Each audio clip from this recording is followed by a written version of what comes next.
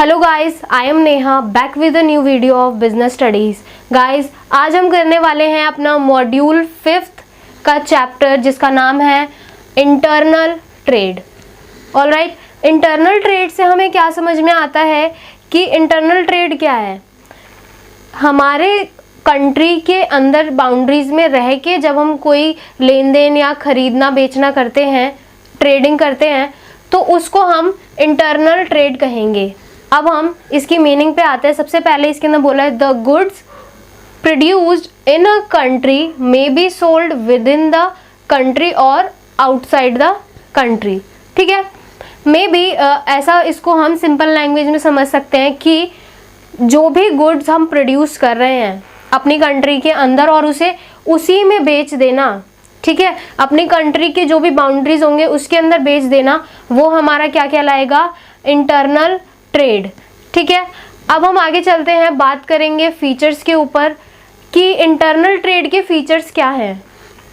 ठीक है, तो सबसे पहले हमने देखा यहाँ पे खरीदना बेचना कुछ चल रहा था, तो उसके लिए देखते हैं पॉइंट हमारा first, the buying and selling of goods takes place within the boundaries of the same country. ठीक है, तो यहाँ पे जो बात की गई है कि हम जो कह रहे हैं कि हमारा जो भी बाइंग या सेलिंग होगा, जो भी गुड्स का जो हम बाइंग या फिर सेलिंग करेंगे, किसके अंदर, विद इन मतलब कि उसके अंदर रह के हमारी कंट्री के अंदर, सेम कंट्री के अंदर हमें करना है। प्लस अगर हम देखें नेक्स्ट पॉइंट हमारा क्या समझा रहा है हमें कि payment of goods and services is made in the currency of the house country. यानी कि जब मैं बाइंग या सेलिंग करूंगी गुड्स या सर्विसेज का, तो उसकी जो मैं पैसे पेमेंट जो करूंगी वो किसके अंदर करूंगी, जो मेरी हाउस कंट्री होगी जहां पे हम रह रहे हैं उस करेंसी के अंदर होनी चाहिए। ठीक है, प्लस हमारा थर्ड पॉइंट है यहाँ पे, it involves transaction between the producers, consumers and the middleman. तो कोई भी सामान हमें पता है, जब हम कोई भी चीज़ खरीदते हैं या बेचते हैं तो उसके अंदर ऐसा नहीं कंपनी ने बनाया और मुझ तक तुरंत आ गया, नहीं। क्या ऐसा पॉसिबल है? नहीं होता, क्योंकि मान लेते हैं कोई कंपनी है इटली की, ठीक है, कोई कंपनी है ऑस्ट्रेलिया की, ठीक है, तो वहाँ से हम जाएंगे तो हमारा कन्वेंस का खर्चा कितना बढ़ जाएगा, है ना। तो इसीलिए यहाँ पे कुछ बिचौलिए आ जाते हैं, कुछ मिडलमैन आ जाते हैं, हमारे होलसेलर्स हो गए, रिटेलर्स हो गए, ठीक है। तो जो हमारा ट्रांजैक्शन होगा वो इन्हीं लोगों के बीच में होता है। ठीक है, अब उसके बाद जब हम आगे चलते हैं कि हमारा इंटरनल ट्रेड जो है उसको भी दो भागों में बांट दिया गया है। जैसे कि यहाँ पे मैंने देखा कि दो भाग कौन से हैं, होलसेल ट्रेड और रिटेल ट्रेड। ठीक है, अब यहाँ पे अगर हम बात करें होलसेल ट्रेड की, होलसेल का मतलब होता है कोई भी सामान को अगर आप बेच रहे हो बड़ी क्वांटिटी में, ठीक है, कोई भी प्रोडक्ट है यहाँ पे एक्स वाई या जेड, मैं कुछ भी ले लूँ, अगर आप इस प्रोडक्ट को एक लार्ज क्वांटिटी में बेच रहे हो कहीं पर भी, तो वो हमारा होलसेल ट्रेड के अंदर आएगा। प्लस अगर मैं बात करूँ रिटेल ट्रेड, रिटेल यानी कि सिंपली जो हमारे घर के पास जो होते हैं रिटेलर, जो छोटी छोटी दुकानें खोल के हमारे घरों के पास जो सामान जो भी बेचते हैं या फिर हम जो खरीदते हैं, तो वो हमारा रिटेल ट्रेड के अंदर आएगा।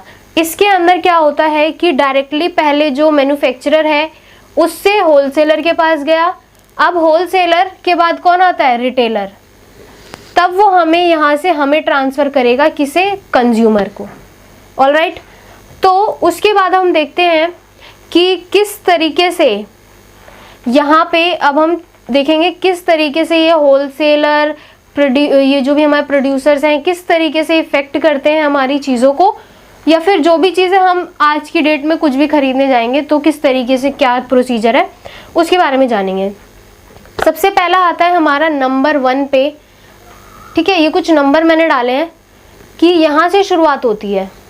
ठीक है, सबसे पहले मेरा आया प्रोड्यूसर जिसने सामान बनाया, उसको उस सामान को बनाने में लागत जो लगी 5 रुपये लगी। ठीक है, पहले उसे लागत लगी 5 रुपये।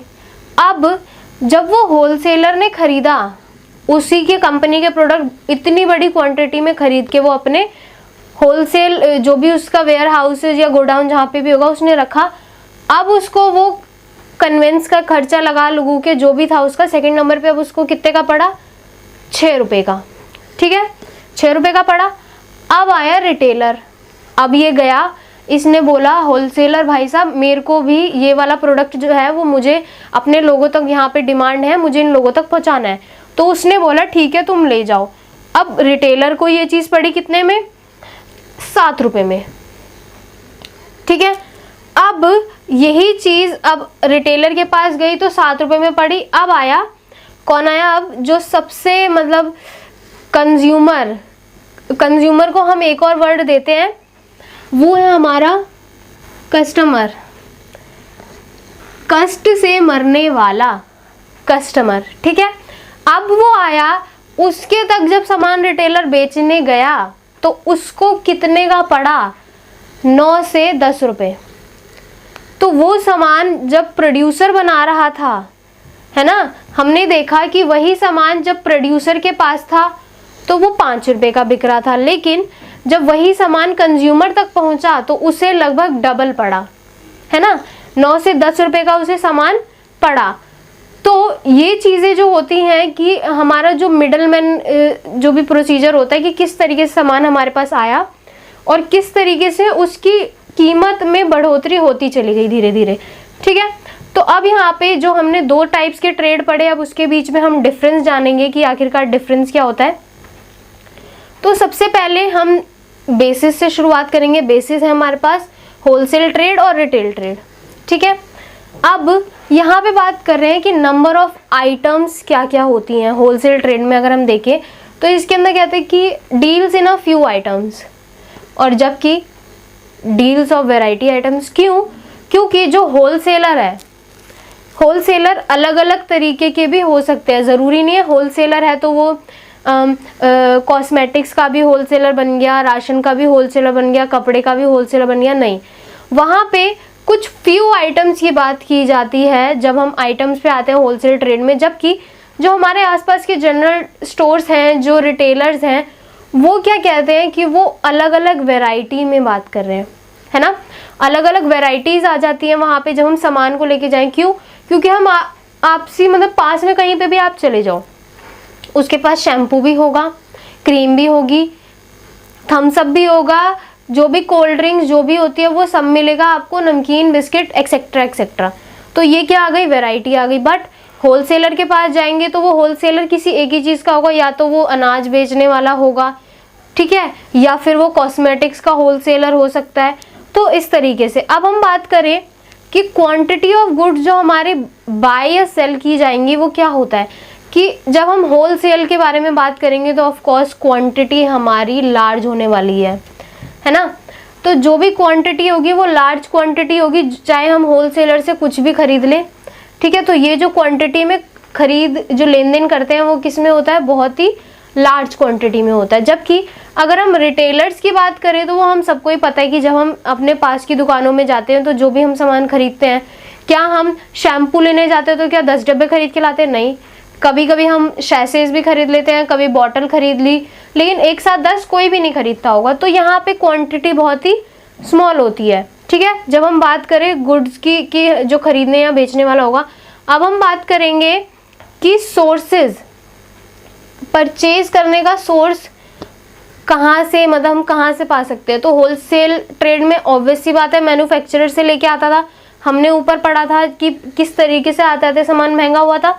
और अब ये क्या करेगा कि रिटेलर जो होते हैं वो 2 तरीके से हो सकते हैं, या तो वो होलसेलर से खरीद ले या फिर जो प्रोड्यूसर्स हैं उनसे खरीद ले, उसके पास 2 ऑप्शन होते हैं। अब यहाँ पे हम बात करेंगे कि मेन एक्टिविटी, अब होलसेलर का मेन एक्टिविटी क्या है, मेन काम होता क्या है, सेल गुड्स फॉर रीसेल। वो लेके ही इसलिए आता है होलसेल में ताकि वो उसे दोबारा बेच दे।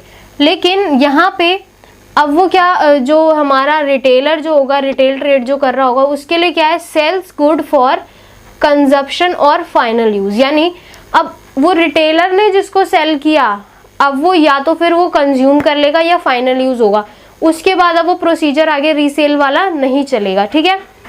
अब हम बात करें हमारा अमाउंट ऑफ कैपिटल रिक्वायर्ड, तो ऑब्वियस सी बात है जब होलसेल में हमारी क्वांटिटी बड़ी होगी तो हमें जो कैपिटल है वो भी ज़्यादा लगाना पड़ेगा, ठीक है। और वहीं हम बात करें रिटेल ट्रेड की, तो ऑब्वियसली यहाँ पे जो भी हमारा कह सकते हैं आप, कैपिटल जो होगा वो कम होगा as compare to this wholesale trade, ठीक है।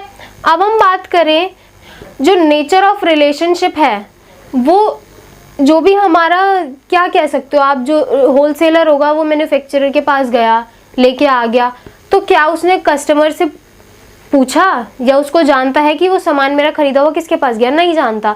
क्यों? क्योंकि उसके साथ लिंक ही नहीं था। लेकिन यहाँ पे जब बात आई प्रोड्यूसर्स की, तो उसके साथ वहाँ पे प्रोड्यूसर के साथ उसका लिंक था, क्योंकि वो सामान ही उसी से खरीदता है, तो उसकी जान पहचान तो होगी। लेकिन यहाँ पे अगर हम बात करें तो यहाँ पे सिचुएशन उल्टी हो जाती है। वहाँ पे अब ये प्रोड्यूसर को जानता नहीं है, मेनली वो होलसेलर से ही खरीदेगा, तो प्रोड्यूसर से उसका इनडायरेक्ट लिंक रहेगा।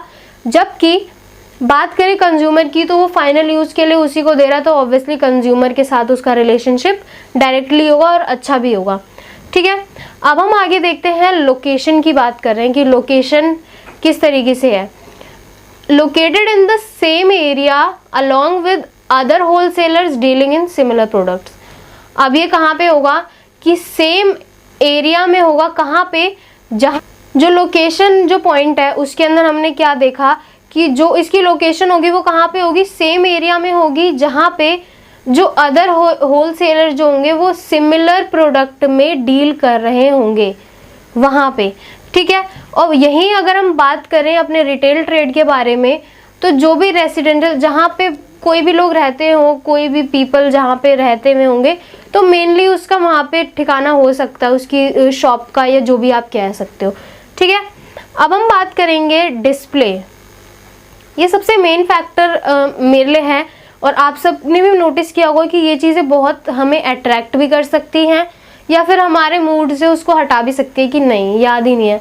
तो ये कुछ ऐसे फैक्टर, मतलब मैं बता दूं कि क्या चीज़ है इसके अंदर बेसिकली डिस्प्ले के अंदर, कि जब होलसेल में कोई चीज़ होती है तो ऑब्वियसली आपको बस खाली ये पता होना चाहिए कि सामान आपको क्या लेना है। आप सामान का नाम बताओगे, वो निकाल के ला के दे देगा।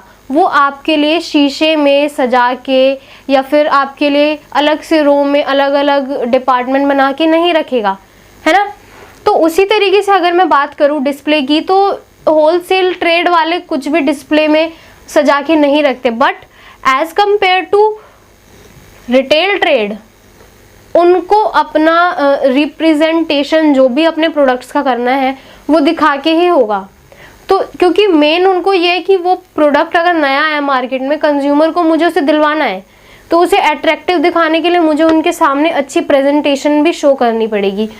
तो यही रीजंस हैं कि यहाँ पे कोई भी एलैबोरेट डिस्प्ले ऑफ गुड्स नहीं होता, जबकि यहाँ पे होता है, ठीक है। ये हुआ हमारा डिफरेंस टेबल ख़त्म। अब हम आगे चलते हैं।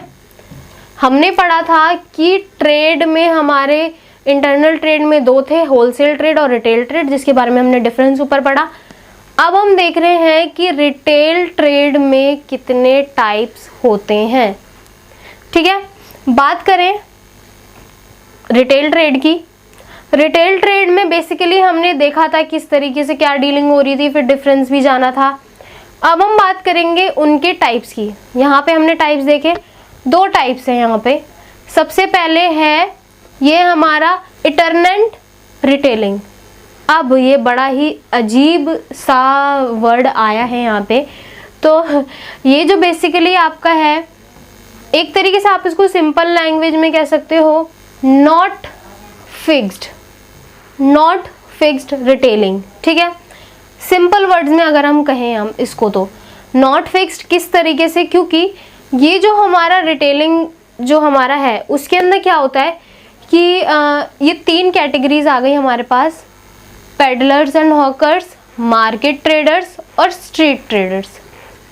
अब हमने बहुत देखा है कि हम जहाँ पे रहते हैं वहाँ पे ठेले पे कुछ चीज़ें बेचने आते हैं, चाहे वो फल हो गए, चाहे एक्सेसरीज हो गई, या फिर कोई भी चीज़ें हो गई, फ्रूट्स, वेजिटेबल्स एक्सेट्रा, वो हमारे गली में आते हैं और हम उनसे सामान लेते हैं। तो वो एक तरीके से उनकी फिक्स्ड जगह नहीं है कि वो हमें रोज़ वहीं पे मिलेगा या नहीं, ठीक है। वो उसके ऊपर डिपेंड करता है कि वो कहाँ कहाँ जा रहा है।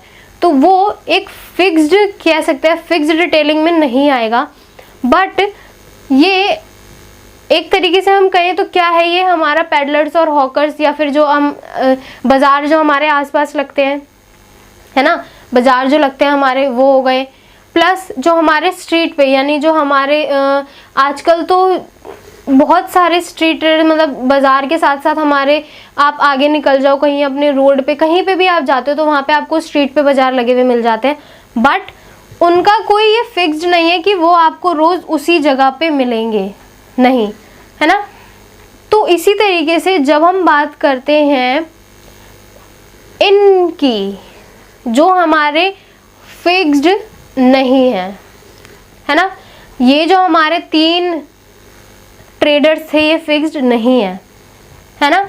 अब नेक्स्ट अगर हम बात करें, दो तरीके से रिटेल ट्रेड हो गए हमारे पास, जो हमें रिटेलिंग की तरह ही सामान बेचते हैं। एक हमारा है ये फिक्स्ड नहीं है जो, और यहाँ पे नेक्स्ट जो होगा फिक्स्ड शॉप रिटेलिंग। मेन यहाँ पे शॉप से रिलेटेड है कि शॉप किसकी फिक्स्ड है या किसी की नहीं है, ठीक है।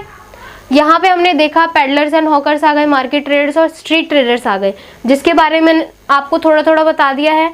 अब हम बात करेंगे कि फिक्स्ड शॉप रिटेलिंग में क्या क्या होता है। सबसे पहले फिक्स्ड शॉप में 2 तरीके से आप बिजनेस कर सकते हैं या 2 तरीके से आप रिटेलिंग कर सकते हैं, या तो आप स्मॉल स्केल पे कीजिए या लार्ज स्केल पे, ठीक है। तो सबसे पहले अगर हम बात करें तो हम चलते हैं, सबसे पहले हम स्मॉल के बारे में ही जानेंगे। क्यों? क्योंकि छोटा हमें ज़्यादा पसंद है, इसीलिए छोटी चीज़ें पढ़ने में आसान होती है ना। तो देखते हैं सबसे पहले जनरल स्टोर।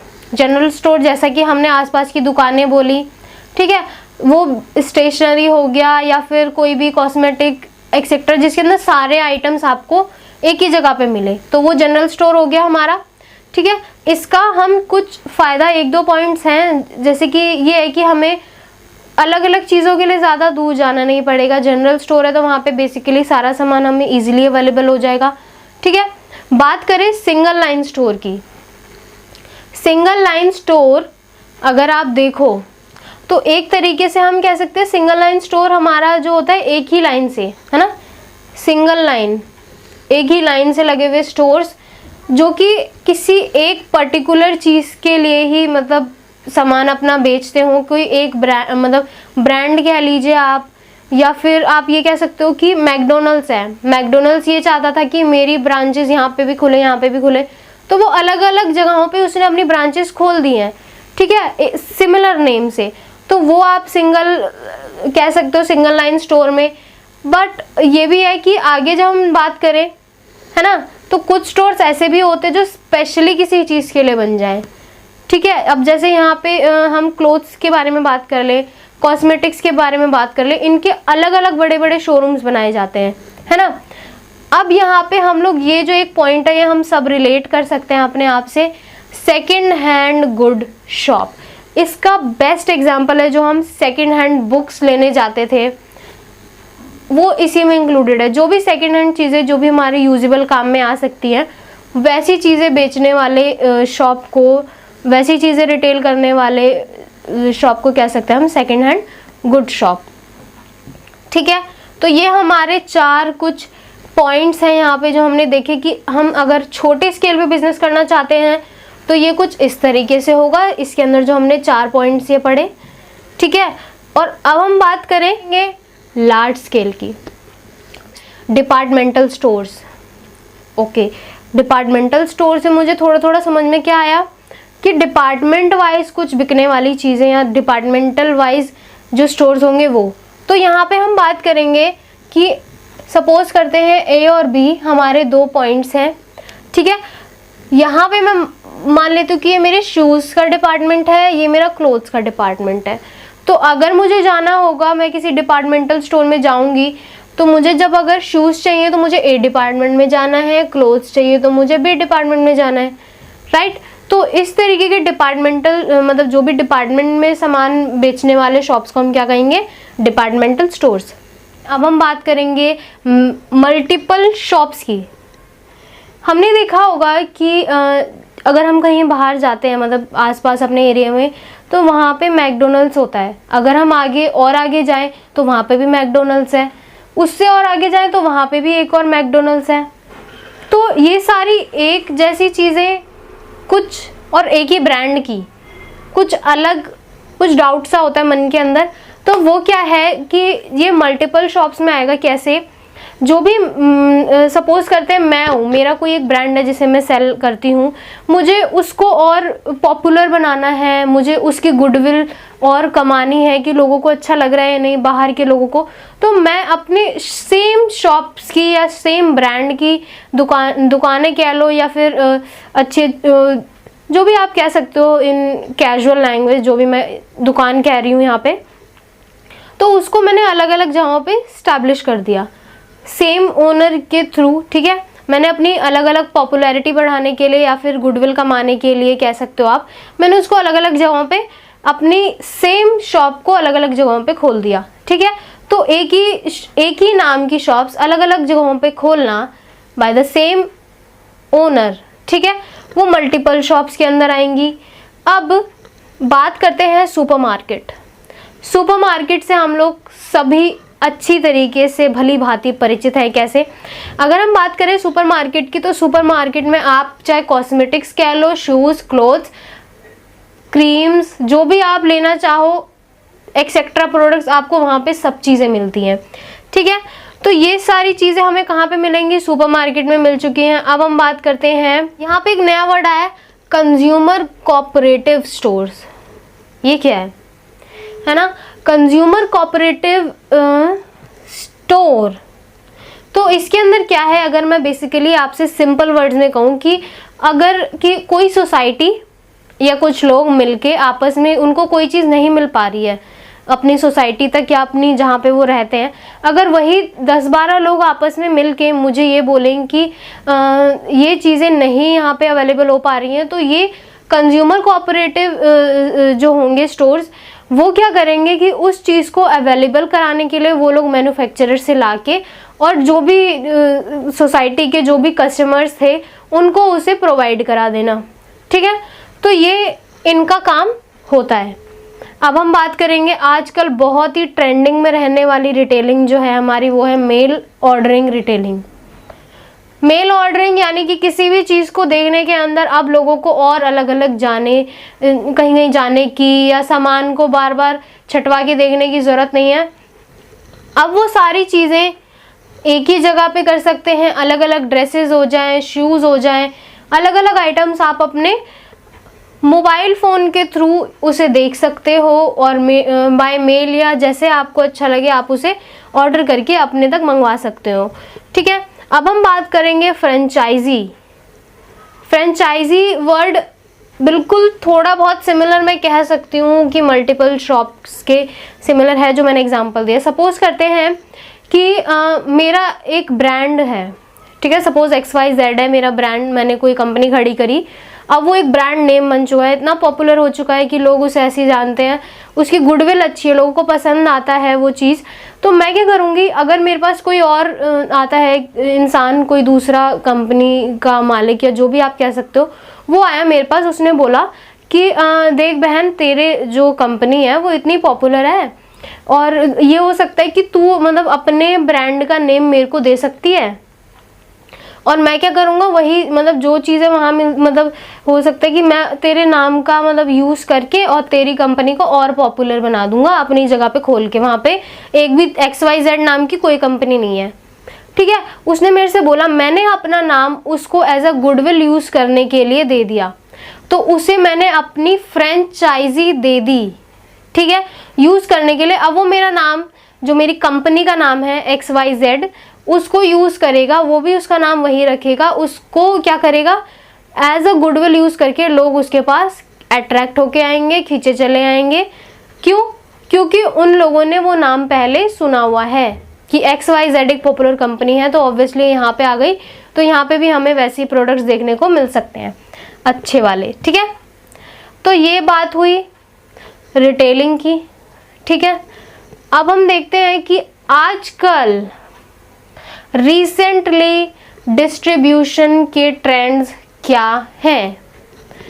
डायरेक्ट मार्केटिंग, इसके लिए एक सिंपल एग्जांपल जो मैं कह सकूं इन 2 वर्ड्स क्या है, मैन्युफैक्चरर से कंज्यूमर तक, इन 2 लोगों का रोल है बस।